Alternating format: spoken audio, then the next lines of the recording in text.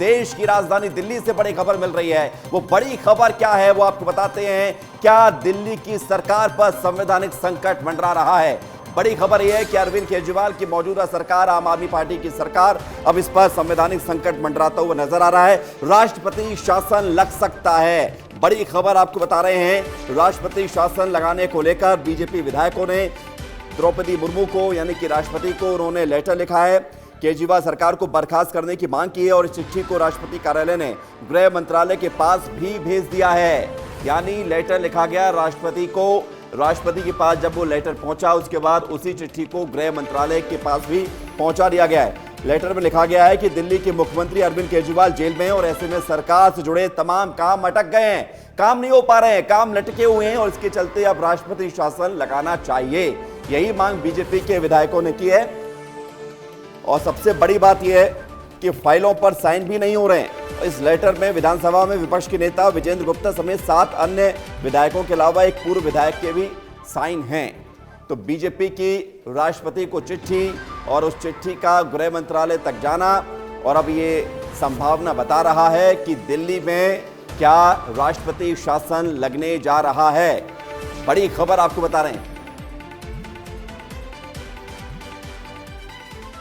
सीधे रुक करते हैं, हमारे साथ दिल्ली से इस वक्त अमृत तिवारी जुड़ गए हैं, उनकी तरफ रुक करते हैं। अमृत, दिल्ली में क्या हो रहा है? क्या दिल्ली में राष्ट्रपति शासन लग सकता है? संभावना इसकी जो बन रही है, अब खत लिखा जा चुका है, क्या वहां से खबर है, बताइए।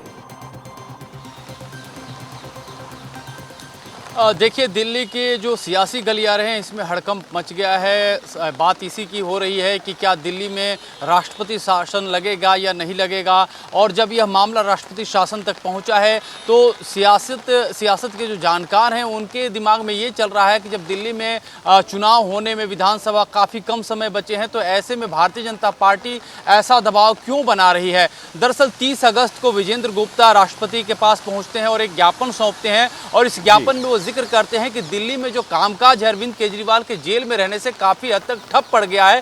खास तौर पे जो बारिश के बाद जो सड़कें हैं टूट गई हैं, कई जगहों पे कार्य विकास के नहीं हो पा रहे हैं, आयुष्मान कार्ड योजना सही से लागू नहीं हो पा रही है, काफ़ी अरसे से ठप पड़ी है।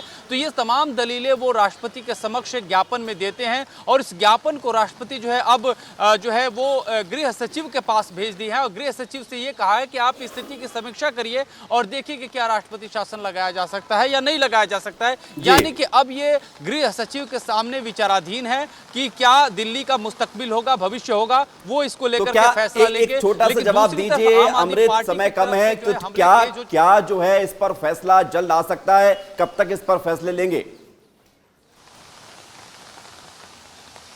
देखिए, बिल्कुल इसमें फैसले आने की गुंजाइश काफ़ी जल्दी बताई जा रही है क्योंकि जिस तरह से बीजेपी हमलावर है और साथ ही साथ आम आदमी पार्टी भी चुनौती दे रही है, उसके मद्देनजर कोई ना कोई रणनीति बीजेपी के खाते में तो है ही। और इसी के मद्देनजर उनकी कोशिश है कि दिल्ली में जो है कोई एक ऐसी व्यवस्था लागू हो जहां से केजरीवाल की सरकार न सिर्फ कमज़ोर हो बल्कि आम आदमी पार्टी की भी पैर जमने ना पाए। लेकिन आम आदमी पार्टी की तरफ से जो अहम बात है वो जाननी जरूरी है। उनकी तरफ से संजय सिंह का कहना भी हालिया बयान है इस मामले पे कि देखिए, बीजेपी की सरकार हमें अस्थिर करना चाहती है। बीजेपी की कोशिश है, अगर वो कोशिश है कि वो चुनाव हो तो आज ही का चुनाव करा ले। ठीक है, यानी संजय सिंह कह रहे हैं कि चुनाव करा लो, देख लेंगे दो हाथ कौन किसके सामने कितना टकेगा। लेकिन ये भी कह रहे हैं कि बीजेपी हार जाएगी। बहुत शुक्रिया आपका अमृत, हमारे साथ जुड़ने के लिए, तमाम जानकारी के लिए। तो दिल्ली से अमृत हमें बता रहे थे कि दिल्ली के राजनीतिक हालात कैसे बन चुके हैं। अरविंद केजरीवाल जेल में है और महत्वपूर्ण बात यह है कि राष्ट्रपति शासन लग सकता है। अब इस खबर पे जुड़ी हुई ज़रा जानकारी अपडेट के साथ आपको